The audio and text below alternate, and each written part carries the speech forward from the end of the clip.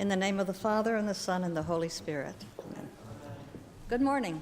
Good morning. As Father said, once again, March is Antiochian Women's Month. And throughout the Archdiocese, women are serving their parishes in some of the more visible ways, taking the collection, taking part in great procession, ushering, assisting with communion, and giving a homily. Last year, our homilies explored the icons of some of the great feasts of the Church: the Nativity of Jesus, the Transfiguration, Pascha, and Pentecost. This year, each of the homilies will be about one of the icons of the Theotokos: her nativity, her presentation in the temple, the Annunciation, and her Dormition. Each of these events in her life is one of the major feasts of the Church and tells us not only about her life, but also about her relationship with her Son, Jesus. The icon we'll be talking about today is from the first feast in the Church year, the Nativity of the Virgin Mary, the Theotokos, which we celebrate every year on September 8th. I'd like to start by telling you a little bit about the background of the birth of the Theotokos. Most of what we know about her parents and her early life comes not from the Bible, but from an apocryphal book called the Photo-Evangelium of James. Can you hear me now? Okay. While her parents' story is not from Holy Scripture, it is part of the holy tradition of the Church. Mary's parents were descendants of King David. Her father, Joachim, grew up in the town of Nazareth in Galilee. He was a wealthy shepherd who owned many flocks of sheep, and he had many shepherds working for him. He was a devout man and very generous. He usually divided his lands, sheep, and wool into 3 parts, and gave 1 part to orphans and widows and strangers and the poor. The 2nd part he gave to the temple and those who ministered there, as well as to those who worshiped there. And the 3rd part he kept for himself and his family. Imagine how much our church could do if we practiced stewardship like that. When Joachim was 20 years old, he married a young woman named Anna, whose father was a priest in the town of Bethlehem in Judea. She too was very devout. They were in love and were very happy together throughout their marriage, with one exception. They were not able to have children. In those days, being barren was considered a curse.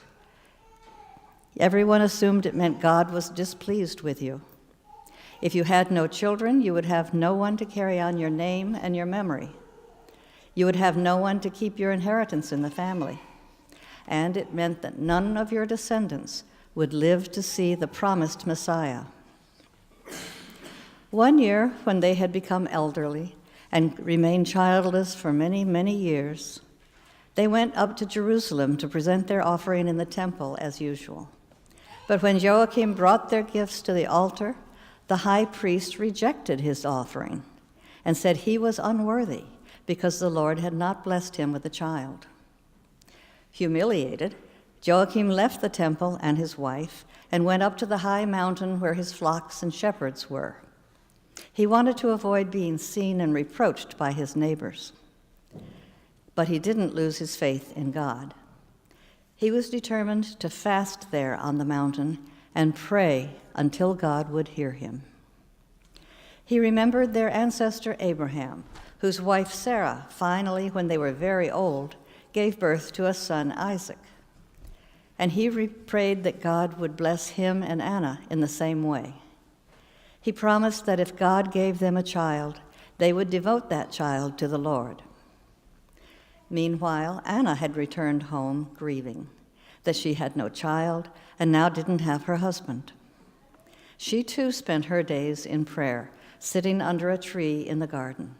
And she too prayed that God would bless her as he had blessed Abraham and Sarah.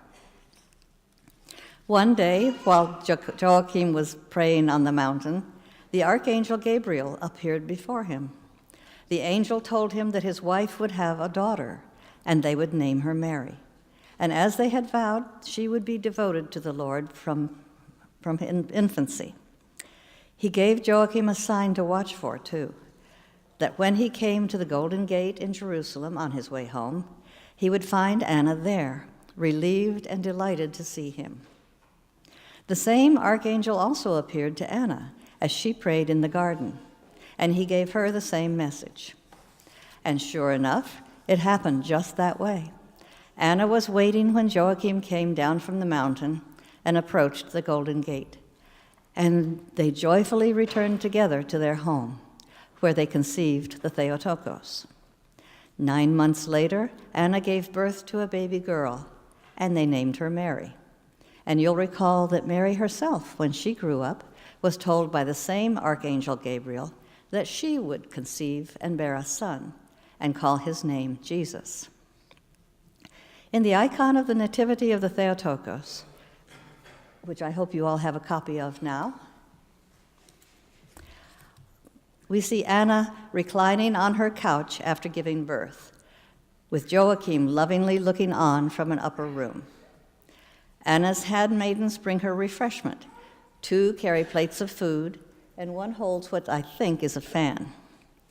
At the bottom, we see the infant Mary and 2 other scenes from the day of her birth. On the left, a maidservant preparing to bathe her, and on the right, the infant Mary in her little bed, watched over by a couple more servants.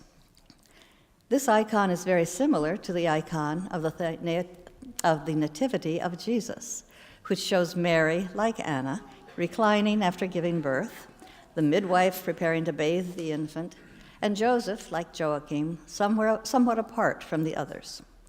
The main difference is that Joachim is delighted at the birth of Mary, while Joseph is being tempted by Satan to doubt that Jesus is the child of God. It's important to understand that we Orthodox believe Mary was conceived by normal, ordinary union of a man and a woman, and that she was born like any other human being with the capacity to sin. Hers was not an immaculate conception. This understanding is connected with our belief that no human being is guilty of what Western denominations call, quote, original sin, unquote. The concept of original sin has to do with Adam and Eve and their disobedience in the Garden of Eden. The Western notion is that we are all guilty of the sin of Adam and Eve, and that God sent his son Jesus to take the punishment on our behalf. The Orthodox understanding, on the other hand, is that the ancestral sin of Adam and Eve was their own, and that we are not personally to be blamed for it, though we do inherit the consequence of their sin, being cast out of the Garden of Eden, being separated from God, and ultimately being subject to death. The birth of the Theotokos began the process of changing this destiny, and her son, Jesus Christ, would complete it. In his love for us, God would send his son, born of Mary, to reverse the permanence of death and give us eternal life. Therefore, we sing this troparion in our celebration of the feast. Your nativity, O Virgin, has proclaimed joy to the whole universe. The Son of Righteousness, Christ our God, has shone from you, O Theotokos. By annulling the curse, he bestowed a blessing. By destroying death, he has granted us eternal life. Amen.